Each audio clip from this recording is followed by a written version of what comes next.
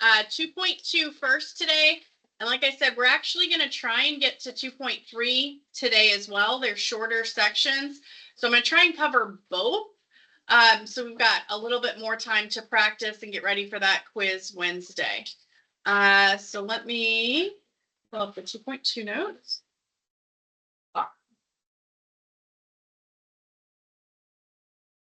Load. Okay. So if you recall on Friday, when we started Unit 2, we did 2.1 notes.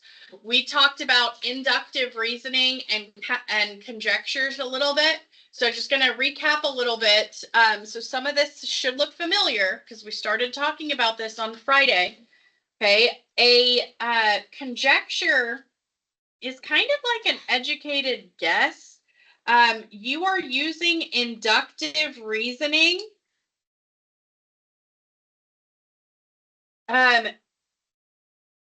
your inductive reasoning is based on like examples or observations, but you're using that to draw a conclusion or a conjecture based on what you see, okay, based on what has happened. Okay, you're looking for a pattern. Okay, so deductive reasoning, on the other hand, it uses facts and rules and definitions to draw those conclusions. Okay, so if you're basing your conclusion on facts, rules, definitions, okay, that is deductive reasoning. You're using logic. Okay, inductive reasoning, you're basing it on patterns that you see or examples, or maybe even like experience, which you can establish a pattern based off of. Okay, so remember when we were filling in the next term or the next image in a pattern, we're recognizing the patterns and filling it in. Okay, we did this on Friday, but now we're going to write a conjecture about it. Okay, so you'll recognize a pattern in this first list of terms. Like, how are they getting from term to term to term? What does it look like? Anybody, how would I get from 1 to 3? Times 3. Is that the same way to get from 3 to 9? And then 9 to 27? Yeah, so this one is times 3 to get from term to term to term. Everybody can see that? Yes? So what am I going to do to get what comes after 81? I'm going to times 81 times 3, which is 243. Okay, so 243 would be the next term. Okay, but that's not all we're doing today. We want to write a conjecture, which is just a conclusion based on the pattern that we see. Okay, so I would say my conjecture would be to get the next term,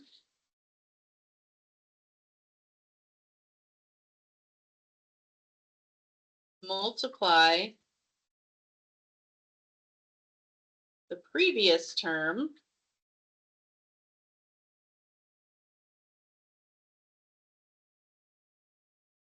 by 3. That's my conjecture. That's the conclusion I'm drawing based on my inductive reasoning of the pattern I saw. Does that make sense? Okay. All right, what about in number 2? It's not just a list of numbers. We've got a graphic over here. We start with a square that's 1 unit by 1 unit. Okay, now I go to a bigger square, and it's 2 by 2. And then this one is 3 by 3. So what do you think is going to be the next image? A 4 by 4. Good, so I'm going to sketch that.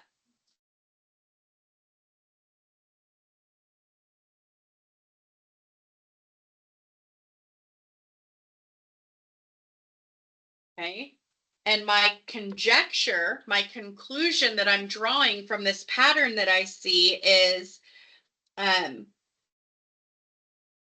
each image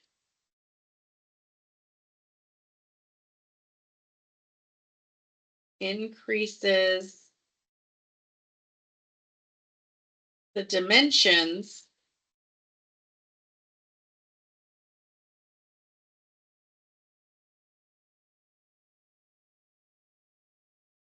by 1 on each side. Okay, and that is not the only way to word that, right? You could have put that in different words. Maybe you would describe it differently.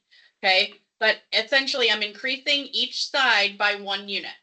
Okay, to get to the next image. Each one increases by 1 unit length and width.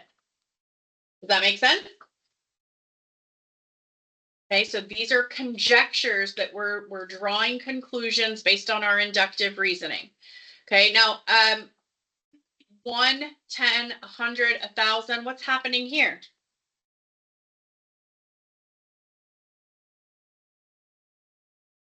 We're adding zeros, okay?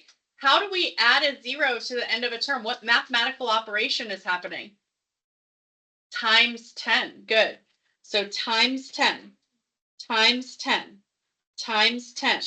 That's what we're doing to increase this, okay? Or to add a 0. So that next term would be 10,000, okay?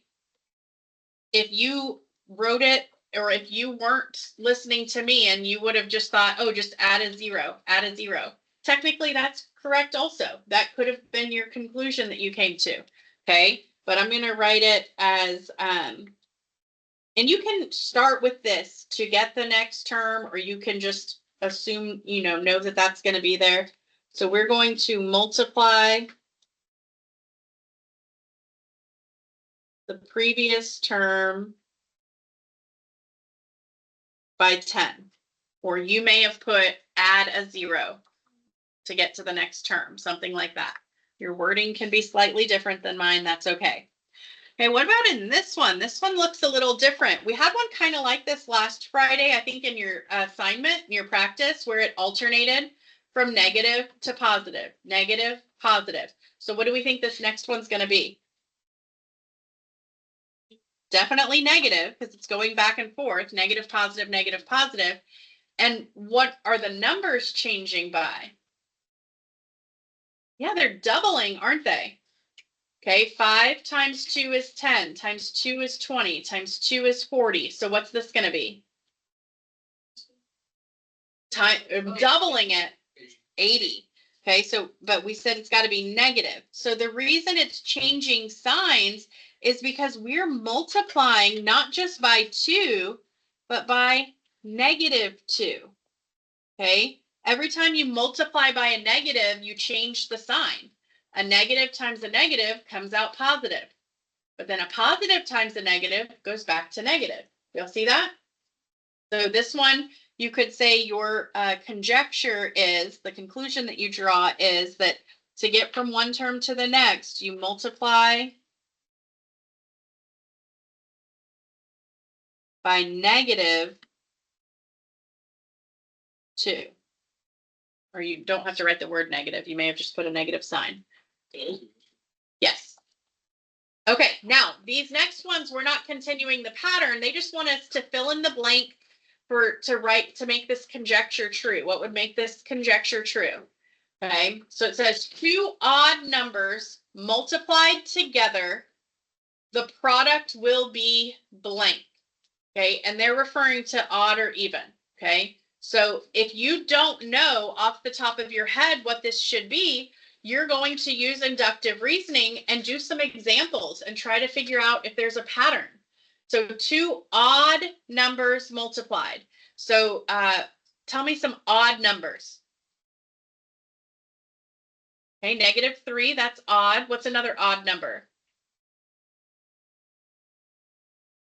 Odd numbers are like 1, 3, 5, 7, 9, right? Okay, so if I pick any 2 odd numbers, let's just start, let's say 3 and 7. What's 3 times 7? 21. Is 21 odd or even? Odd. It ends in a 1. It's odd. Okay, let's see though. We can't just do one example. We have to establish a pattern. Okay, so let's pick some other odd numbers. What about 1 and 9? What's 1 times 9? And is that odd? Yeah, 9 is odd. Okay, Let's pick some other odd numbers. What about 5 times 11? 55, and is that odd? Yeah, it ends in a 5, it's odd. So I'm establishing a pattern. It doesn't matter what odd numbers I pick. If I multiply two odd numbers together, the product, that's the answer when you multiply, will be odd. That is our conjecture based on our inductive reasoning, okay, based on the examples that we tried. Okay, that's the pattern we established. Okay, this says a positive and a negative number multiplied together, the product will be blank. Okay, so now we're wanting to say positive or negative. So if I multiply a positive times a negative, what is my answer going to be? What did we just say up here in number 4? We did a negative times a negative, came out positive. But then when we did a positive times a negative, what did we get? Negative. That's why it kept alternating back and forth between positive and negative. Because anytime you multiply two numbers, if they are the same sign, they're both positive or they're both negative, it comes out positive. But if they are different signs, if one is positive and one is negative, your product, your answer will always be negative.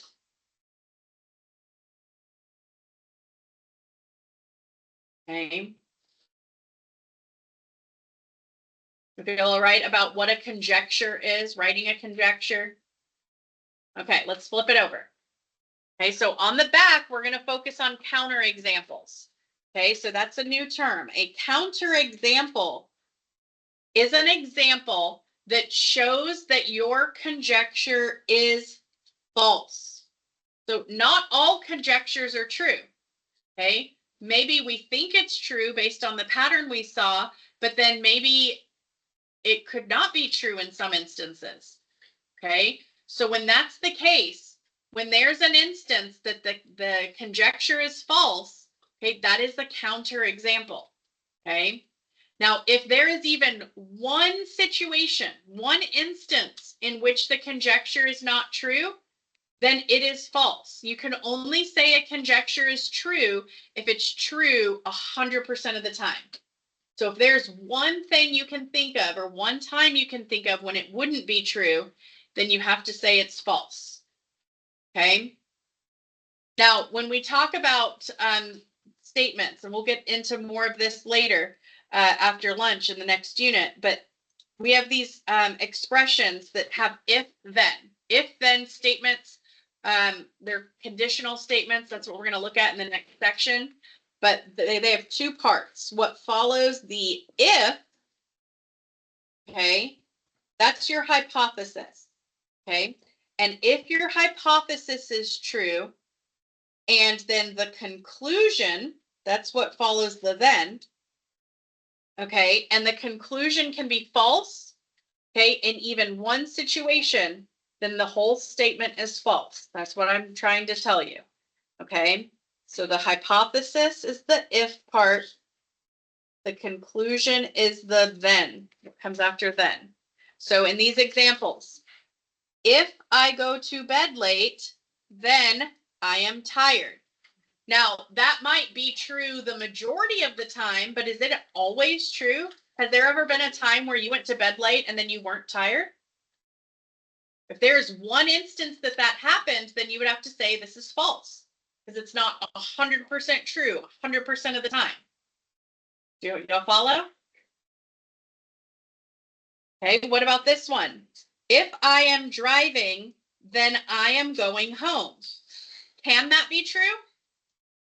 If I'm driving, am I sometimes going home? Yeah, it's sometimes true, but if it's not 100% of the time true, then we would say it's false. Okay, if I'm driving, I might be going to work. I might be going to dinner. I might be going to a party. I might be going to the zoo, right? I can drive other places than home. Okay, so this would be false because it's not 100% true 100% of the time. Do y'all follow? All right, so now we're going to state a counterexample for these conjectures. Okay, they're telling us they're false. Okay, we don't even have to say that they're false, but they want us to come up with a counterexample. Okay, a scenario that shows that this isn't always the case. So in the first conjecture, it says, if Susan is in school, then she is in math class.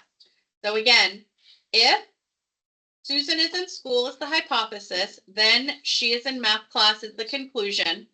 Can you give me an example of where Susan might be at school that's not math class? Lunch. She might be at lunch. Okay, where else could she be? Are lunch and math the only places she would be? Yeah, she could be a gym, pay PE, whatever. Okay, you only have to list one counterexample. There are a lot of counterexamples to this statement. Okay, she could be in science, English, history, art, whatever. Okay, she could be at recess. Maybe she's in kindergarten. Maybe she's in the counselor's office. Maybe she's in the library.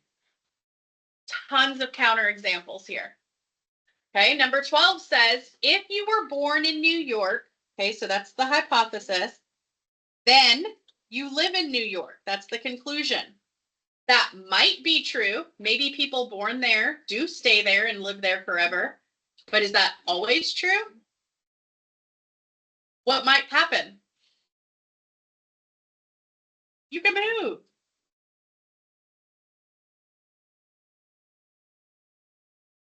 Maybe you move to Texas. Anywhere. Okay. Or maybe you went away to college. Maybe you work and travel for work, and so you have to live elsewhere, even though maybe you have a home base there. There's lots of possible counterexamples, right? All right, next one. If the car will not start, okay, the car will not start, that's the hypothesis, okay, then it is out of gas. That's the conclusion. Is that the only reason, being out of gas, is that the only reason a car wouldn't start? No. Battery dead? That's a good counterexample. Okay, maybe your starter's broken. Maybe your spark plug's out. Maybe your alternator's not working. There's a lot of things that would make your car not start. Okay. Maybe I'm using the wrong key. All right. If a figure has 4 sides, a figure has 4 sides is our hypothesis, then it is a square. Does a square have 4 sides? Yeah, so that can be true. Is it always true? Is every 4-sided shape a square? No. What's another 4-sided shape that's not a square? Rectangle. Good. Trapezoid. Right? There's lots of counterexamples. Okay, if 2 odd numbers are added, okay, so that is our hypothesis, 2 odd numbers are added, then the sum is also an odd number. So this one is talking about adding, not multiply. On the front, we multiplied. Okay, so if we add 2 odd numbers together, okay, this one says the sum is also an odd number. Can you think of an example of adding 2 odd numbers where you get an even? 2 odd numbers.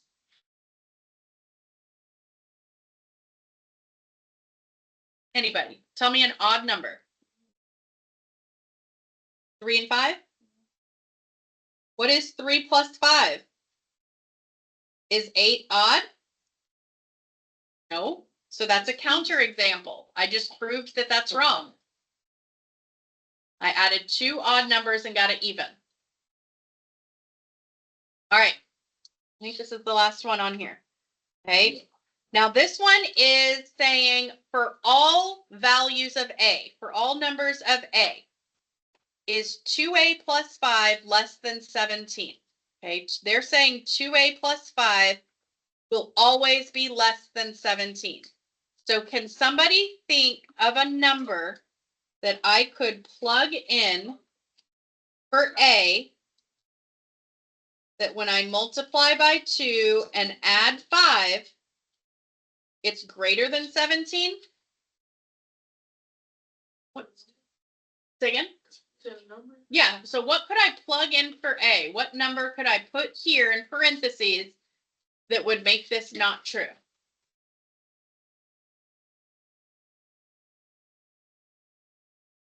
What if I plugged in a 10? What's 2 times 10? What's 20 plus 5? So 25, is that less than 17? No, that is not true.